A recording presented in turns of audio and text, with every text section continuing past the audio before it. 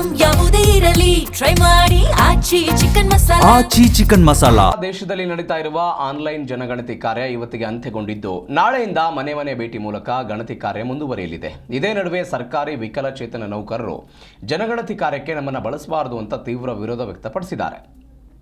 ಕಾಲಿಲ್ಲದವರು ಮತ್ತು ದೃಷ್ಟಿ ಸಮಸ್ಯೆ ಇರುವ ನೌಕರರನ್ನ ಗಣತಿ ಕೆಲಸಕ್ಕೆ ನಿಯೋಜಿಸಲಾಗಿದೆ ಅಂತ ಆರೋಪ ಕೇಳಿಬಂದಿದೆ.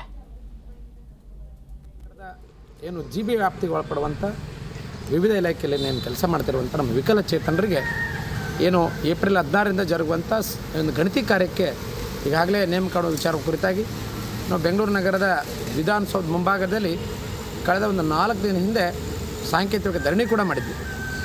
ಈ ವಿಚಾರ ಕುರಿತಾಗಿ ಹಿಂದೆ ನಡೆದಂಥ ಸಾಮಾಜಿಕ ಮತ್ತು ಶೈಕ್ಷಣಿಕ ಗಣತಿಯಲ್ಲಿ ಪದೇ GB ಎಡವಟ್ಟು ಮಾಡಿದ್ದು. ಈ ಎಡವಟ್ಟನ್ನು ವಿಚಾರವಾಗಿ ಸರ್ಕಾರದ ಮುಖ್ಯ ಕಾರ್ಯದರ್ಶಿಗೆ ವಿಚಾರವನ್ನು ಗಮನ ತರುವಂಥ ಪ್ರಯತ್ನ ಕೂಡ ಮಾಡಿದ್ವಿ.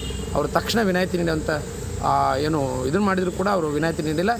ಈಗಾಗಲೇ ಮತ್ತು ಈ ಮೂಲಕ ನಾನು GB ಆಯುಕ್ತರಿಗೆ ಏನು ವಿನಂತಿ ಮಾಡ್ತೀನಿ, ಗಡುವು ಕೂಡ ನೀಡ್ತಾ ಇದ್ದೀನಿ.